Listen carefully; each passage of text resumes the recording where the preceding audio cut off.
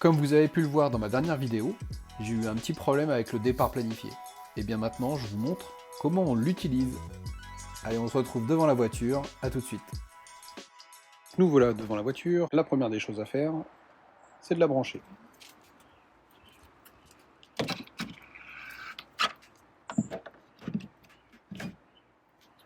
Voilà, elle est branchée. La charge se met en route puisqu'elle est en dessous de la limite. La première des choses qu'on va faire, c'est qu'on va aller couper la charge.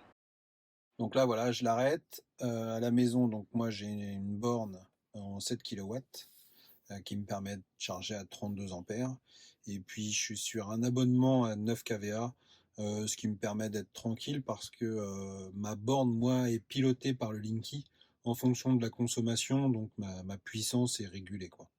Donc au maximum, je suis à 7 kW, mais ça va largement pour charger à la maison et je suis plutôt tranquille grâce à cela. Donc la deuxième chose, maintenant on va planifier donc le départ pour demain. Je dois partir à 9 h, donc ça tombe très bien. Donc voilà, hein, je vais déterminer à quelle heure je vais pouvoir partir. Et puis par contre, alors là, la recharge se met souvent en route. Alors je sais pas pourquoi, dès qu'on va commencer à toucher, mais voilà, normalement après, elle devrait s'arrêter. Ensuite, donc dans paramètres, alors le préconditionnement de la batterie, ça c'est important, hein. Moi je veux que ma batterie soit à bonne température lorsque je vais partir, ce qui va me permettre aussi de régénérer au maximum lors des phases de décélération. Toute la semaine ou en semaine, donc là c'est comme demain on est dimanche, je vais mettre toute la semaine, parce que sinon en semaine c'est du lundi au vendredi.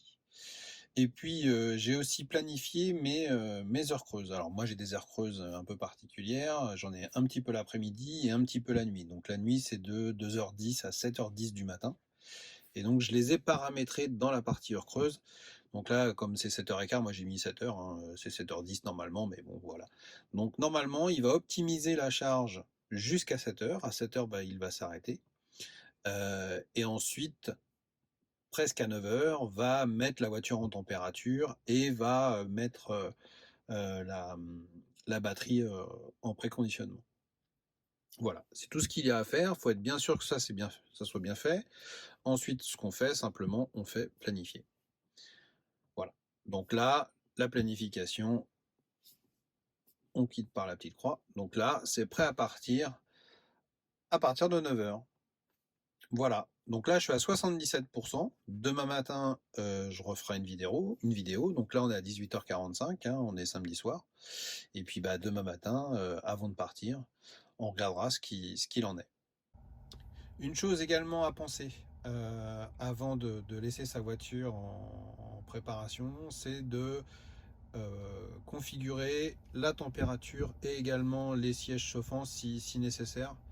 Donc moi j'ai mis simplement mon réglage classique de la température dans la voiture. Donc je suis à 20 avec différentes souffleries, souvent à 2, parce que je trouve que c'est là où ça consomme le moins et puis on arrive rapidement à avoir ce qu'il faut dans la voiture.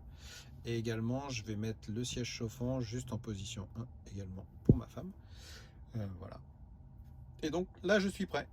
Donc quand je vais sortir de la voiture, la ventilation va s'arrêter, le chauffage des sièges également. Mais par contre pour le préconditionnement, pour demain matin, ça sera fait et pris en compte. Voilà. Allez, à demain. Vers 20h, je me suis connecté à l'application mobile et donc il était toujours indiqué comme quoi la recharge était bien planifiée et que la voiture serait prête à partir à 9h. Et surtout, c'est qu'elle n'avait pas encore rechargé et que la batterie était toujours à 77% d'autonomie. Donc voilà, ça y est, donc on est dimanche matin, il est 9h04 et ma voiture est bien rechargée à 90%. L'intérieur de la voiture, il fait 20 degrés. Le siège chauffant est également allumé. Donc voilà, c'est fonctionnel. En espérant que ça puisse vous aider également. Et à très bientôt.